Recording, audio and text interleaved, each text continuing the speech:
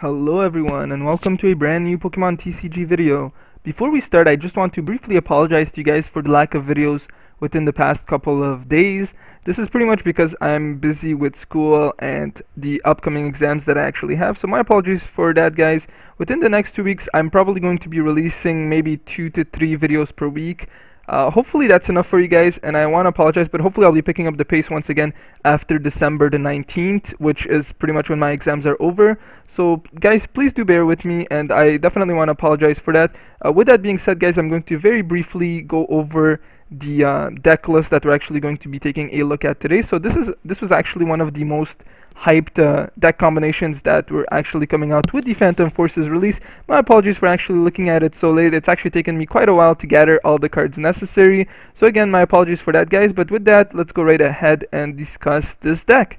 So by far, one of the most crucial Pokemon to actually include in this type of deck is going to be Bronzor. Pretty much this deck revolves around Bronzor, so we're going to want to get as many of these little guys into our bench as possible. His Metal Link's ability is going to allow us to retrieve some metal energies and attach them to any of our bench Pokemon. So definitely a very, very nice card. I mean, you don't necessarily need to restrict Bronzor to Steel type decks per se, but again, there's obviously a lot of synergy there, so we're going to go right ahead and build some sort of steel deck around our Bronzor. So Bronzor, we're going to be running 4 copies of him and 4 copies of Bronzor as well. Definitely the most crucial card to actually include in this type of deck. Since we're going to very, very heavily rely on our Metal Link's ability, we're going to want to include, at the bare minimum, 2 Starling Megaphones. So that's what we're doing today, guys. I feel like 2 Starling Megaphones should, for the most part, be enough to take care of those pesky Garbodors. But I mean, again, we do have also 2 Lysanders in case we actually want to drag him out and perform the knockout on him. But I feel like 2 Starling Megaphones should be enough. 3 would be a little bit too much in my opinion, and this deck is already very, very tightly built.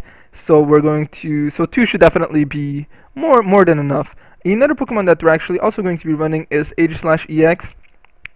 A very, very nice Pokemon. Prevents our opponent's Pokemon that actually have any special energies from doing any damage on our Aegislash-EX. As you guys obviously know, pretty much the vast majority of decks that you're actually going to come across is going to be running some sort of special energy, be it any Night March deck, a Virizion Genesect EX type of deck, a Seismitoad EX type of deck, just a lot of decks, guys. So his Mighty Shield ability, very, very nice to actually have. So we're going to be running 2 Aegislash-EXs in our deck. Definitely a very nice Pokemon to have, so highly recommend you guys actually do use him in our decks. Some other Pokemon that we're actually also going to be running is we're going to be running 1 copy of Cobalion EX. A very nice Pokemon to actually have. We're going to focus on using his Steel Bullet attack, which pretty much does 100 damage and is not affected by weakness, resistance, or pretty much any other effects on the Pokemon. So what this means is that our Cobalion EX can plow right through Safeguard Pokemon and pretty much perform the one-hit knockout, because as you guys obviously know, Suicune only has 100 HP and Sigilyph only has 90 HP, so Cobalion EX is going to be a Pokemon to actually include for that. So we're going to be running 1 copy of him. Again, a very nice Pokemon to actually have. His Edge attack is also pretty nice, but I mean, since we're actually going to be having 2 copies of Aegislash-EX, it's not really going to be crucial. We're going to be focusing on using his Steel Bullet attack instead. Another Pokemon that we're actually also going to be running, he's pretty much going to be the main attacker of this deck. It's Dialga-ex with his Full Metal Impact attack. Pretty much will allow us to hit for a total of 150 damage.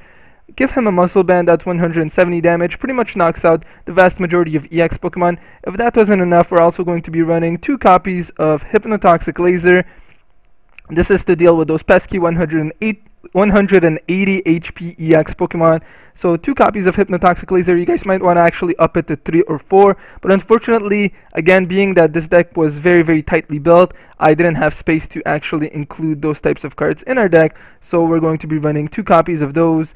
And another actually very nice card that we're going to be running is we're going to be running 1 Heatran. Again, two purposes for Heatran. Number 1, our main anti-safeguard type of Pokemon that we're running in this type of deck is Cobalion EX. So again, Heatran is another nice card to have, and fortunately for us, he's only going to cost us 1 prize card if he were to actually get knocked out, and his second attack does a total of 130 damage. Very, very nice to have.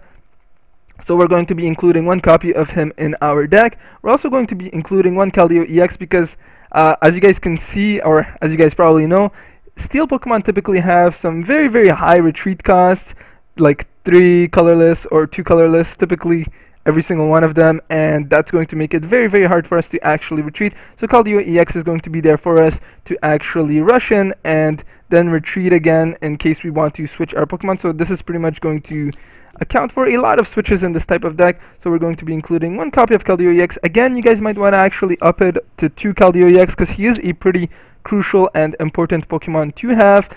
But again, being that this was such a tight deck to actually build with a total of 16 Pokemon and various energies and trainer cards that we're including, I was unfortunately only able to include one Dialga-ex, so that's what we're going to go with today. And of course, we're also going to be running 2 Float Stones, which works very nicely with our Dialga-ex to actually allow us to retreat him, or I mean in case we actually did not have our Dialga-ex on the field at the moment, we can also attach it to, say, our Bronzor if our opponent was to lure him out with a Lysander or anything like that.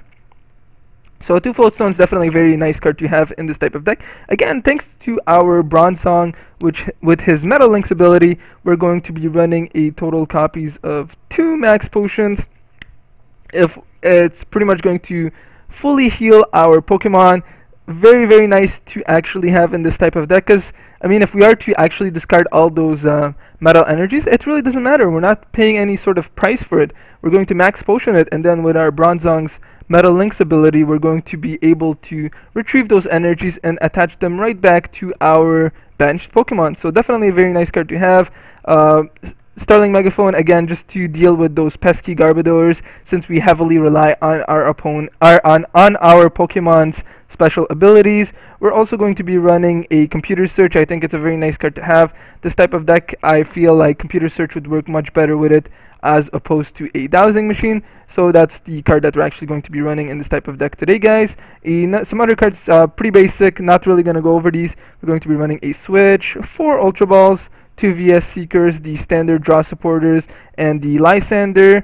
We're also going to be running 1 copy of Pokemon Fan Club. Typically speaking, guys, it's for Pokemon Fan Club, it's either you run no copies at all or a total of 4 copies. So you guys definitely want to play around with this type of deck. I don't really know how useful just 1 copy of Pokemon Fan Club will be, but again, since we're pretty heavily relying on our Bronzors and Bronzongs, I felt like it would be nice to actually include 1 copy of Pokemon Fan Club.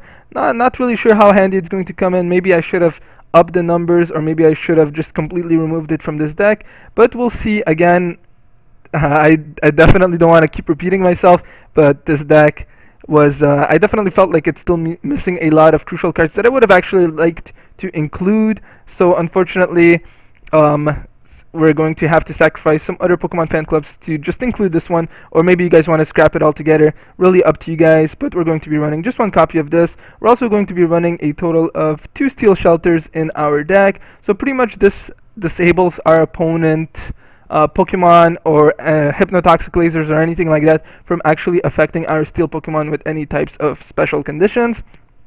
Very nice stadium card to actually have. Unfortunately, that's not going to stop Pyroar from absolutely destroying this deck, because pretty much all of our Pokemon have that fire weakness, so that's pretty unfortunate. But I mean, again, still a very, very nice stadium card to have. So we're going to be including 2 copies of Steel Shelter in this type of deck, 3 Muscle Bands, and we're going to be running a total of 12 energy cards, 9 of them being steel and 3 of them being double colorless. So with that being said, guys, let's go right ahead and find ourselves a random opponent. Really hope that this deck performs well. Personally speaking, I haven't really seen much success with it. I mean, this is pretty much a newly built deck, and I've only played with it like maybe once or twice. I mean, I was able to actually win my battles, but I don't feel like it's a top tier deck per se. So we're gonna see how we perform, guys. But again, I don't really see this deck being the greatest right now. So I guess we have a relatively good start right now. So we can go right ahead and grab ourselves 2 Bronzors. And okay, nice, and we actually have a Bronzong at hand too. Definitely want to disable that Trubbish nice and early, so that's not exactly a very good sign for us. But again, thankfully we're running a total of 2 Starling Megaphones, so that's going to be nice and helping us deal with that very, very annoying Trubbish. So let's go right ahead and place 2 Bronzors to the field. Let's go on and make it a 3rd Bronzor, because I want to get these guys going into the field right away so that we can just start the metal links powering up. And with that, we're going to go right ahead and end our turn. It's okay that we were actually unable to attach any energies to our Age/EX, because again, once we actually do have our Bronzong lines running, we're going to be able to deal out a lot of damage.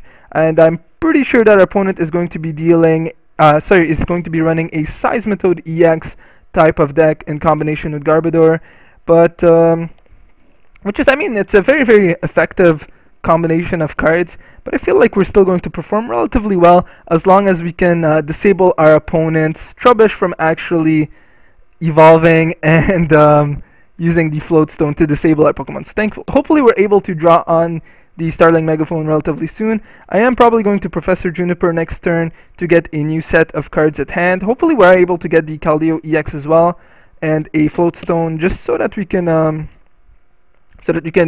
perform switches easily in and out, because again, as you guys can see, our Age/EX has 3 colorless energy as his retreat cost. So I believe our opponent is probably going to try and grab out a Seismitoad EX possibly, or a Garbodor. I'm not really sure, or possibly like an N. Okay, so it does look like he's actually going to go right ahead and grab a Seismitoad EX, and hopefully we can deal with him before he actually disables us from using any item cards. Hopefully we're able to, at the very bare minimum, get a Float Stone attachment going to our Keldeo EX, because that would definitely be very nice. And hopefully we're able to Starling Megaphone again, just because Seismitoad EX is a very, very annoying Pokemon to deal with, and as soon as he gets going, he's going to be giving us a lot of trouble. So, okay, let's go right ahead and evolve that Bronzor into a Bronzong. I'm going to go right ahead and use the Professor Juniper. I definitely think it would be a nicer card to actually have at the moment as opposed to the other card. Okay, so let's see. I'm going to go right ahead and place an Age/EX, and I'm going to, let's see, I guess I might as well just heal up our Age/EX, since our item cards are going to be disabled next turn anyways. I'm going to go right ahead and grab out a Colress.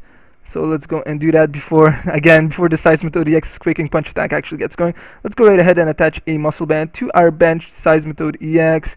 And actually, I'm actually kind of foolish. I should have actually grabbed the Professor Juniper, because the Metal Link's ability would have actually enabled me to fetch some some energies from our discard pile and actually power up our Age/EX that much faster.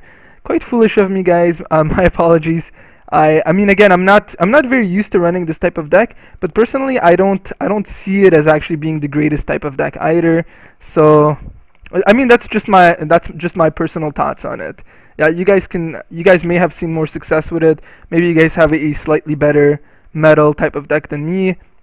But I mean, generally speaking, like if I just run a standard Evital EX type of deck, or even a Donphin type of deck, it relatively easily crushes the metal decks. So again, I don't really know how much competitive potential this deck actually has, and it looks like the Seismitoad EX is actually going to get going. As long as the Garbodor is not there, that's actually going to be good. So let's go right ahead and attach another Steel Energy to our Age/EX, and with that I'm going to go right ahead and Colress for a new set of cards in hand, and let's go and use the Steel Shelter to prevent our Pokemon from actually taking any more poison damage. So let's go right ahead and do that, and with that we are going to go and end our turn. Okay. Unfortunately, I mean, as soon as this Trubbish evolves, our Bronzong is going to be pretty useless. So hopefully we can knock out that Seismitoad EX nice and early. And okay, it was definitely a very, very smart choice of me to actually attach the Muscle Band to our Age/EX, because again, our opponent has a lot of head ringers, and I'm assuming he probably has quite a few enhanced hammers, or just generally speaking, some of those other very, very annoying cards to deal with. So let's see, what should I actually do? I'm actually going to go right ahead and use a Professor Juniper to get rid of this, so then I can use the Metal Link's ability to retrieve our Steel Energy. So let's go right ahead and do that. very wasteful. We're giving up some very nice cards, but again, we definitely want to be able to deal with that Seismitoad-EX nice and early. So let's go right ahead and use the metal links to pick up a metal energy and attach it to our H/EX, and then I'm gonna go right ahead and give a steel energy to our Cobalion EX, and with that we're going to have to end our turn. So I mean, if our opponent's Pokemon, his Seismitoad EX, he's probably definitely trying to avoid from, oh no, I guess he did decide to give it a double colorless energy. Probably not the smartest choice by him, because I mean, our H/EX is, his Mighty Shield ability is actually going to prevent Seismitoad EX from dealing any type of damage to us. I mean, unless our opponent actually does have Hypnotoxic Laser and a Verbank, which unfortunately would get rid of our H/EX in a single turn after his Seismitoad EX were to actually attack us. So definitely want to get rid of this Seismitoad EX, by far the biggest threat that we're going to be dealing with at the moment. But I mean, right now our H/EX is actually going to be able to hit for 120 damage because he has a total of 3 steel energies and the muscle band attachment to him. So that's kind of nice. Let's see what our opponent's actually thinking right now. Hopefully I'm able to, hopefully he's not one of those guys just wasting time again. I've been dealing with quite a few of them, and it's kind of sad because I feel like my ranking is relatively good now in the Pokemon TCG Online, and you run a lot across a lot of these very, very annoying guys. Pokemon Poly looks like what he's doing is just trying to waste my time now, because maybe he just doesn't have the skills to actually win. So I don't know, guys. Hopefully he's not another sore loser or anything like that, but it does look like he's trying to waste some time. Hopefully he's just going to play the game. I mean, come on, this is just a game. Let's have some fun, you know. But okay, let's see what he's doing right now. Probably going to be grabbing a Verbank City Gym or something like that, I'm assuming. If that's the case, then it might not be the greatest situation for our H/EX at the moment. But let's see what our opponent's actually grabbing. Hopefully he's not just trying to waste more time. I mean, I get generally very annoyed because you deal with a lot of these types of guys actually as you move up the ranks. And I mean, it really makes you think, did they actually just gain all this ranking through annoying and forcing their opponents to force quit? I don't know. I really don't know. Luckily for us, we do actually have the Steel Shelter, so we'll be able to get rid of that Verbank City Gym. Let's go right ahead and bring out our H/EX. Let's place the Steel Shelter, and I'm going to go and attach another Steel Energy to our H/EX, and we're going to be able to hit for 140 damage. Not enough to actually knock out our opponent's Seismitoad EX, but nonetheless a very impressive amount.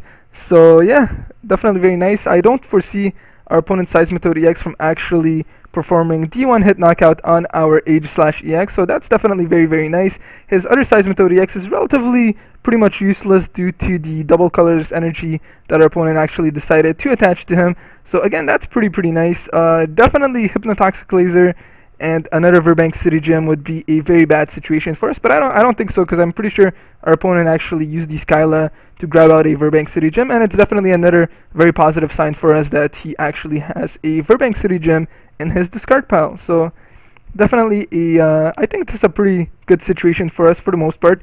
I mean, aside from the fact that our items are disabled, and okay, looks like our opponent is actually going to use Cassius, but okay, that Seismitoad EX, again, it's pretty useless. So we're going to be able to hit it for a lot of damage. I'm going to go right ahead and actually give another Steel Energy to our Cobalion EX just to get him going, because unfortunately he does have the Headringer attachment to him. So let's go right ahead and hit our opponent's Seismitoad EX for another 140 damage. Steel Deck's looking pretty nice right now, but I mean, again, just personally speaking, definitely not one of my favorite types of decks. Our opponent does still have the advantage, having taken 2 of our prize cards, and looks like our opponent's Garbodor is actually prized, so that's pretty unfortunate for him. And yeah, so it actually looks like this is going to be our game, as long as we can actually prevent our opponent from drawing onto his Garbodor. So that's definitely very, very nice. But okay, so it looks like our opponent's going to try, and I guess he totally forgot that the Steel Shelter was actually there. We will be able to actually use the Righteous Edge if I were to give a double colorless energy attachment to our Cobalion EX, which I think I'm gonna do. I mean, I definitely want to get rid of that. No, you know what? I'm actually just going to go right ahead and retrieve the Cobalion-ex and once again bring out our Age/EX. So first of all, let's go right ahead and use the metal links to draw on the metal energy and attach it to our Heatran. Let's go right ahead and retreat our Cobalion-ex by discarding the double colorless energy and bringing out our Age/EX, and let's go right ahead and knock out the Seismitoad-EX to draw 2 prize cards. Okay, so it looks like things are actually looking up for us. Unfortunately, our opponent's telling us that his Garbodors are actually prized, so that's pretty unfortunate for him. I thought he was just wasting time, but I guess maybe he was frantically looking around for those Garbodors. So my apologies if I if I called you some bad stuff, but I mean, again, it's pretty unfortunate for our opponent, but definitely a very nice situation for us. So let's go right ahead and use the Starling Megaphone, and it looks like our opponent actually quit. Yeah, that's pretty much the basic idea of the steel types of deck that we're going to be running, guys. Again, showed you guys just how effective of a Pokemon it actually is to have Age/EX running. I mean, his ability is definitely very nice. And if you guys did enjoy this video, please do hit that like and subscribe button, and I will see you guys next time. Thank you very much for watching.